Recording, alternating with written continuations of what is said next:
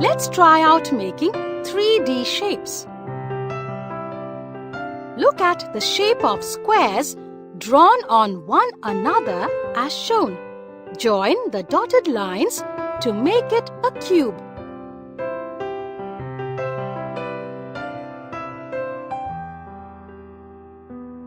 You can make many other 3D shapes like this. Color them with crayons of your choice.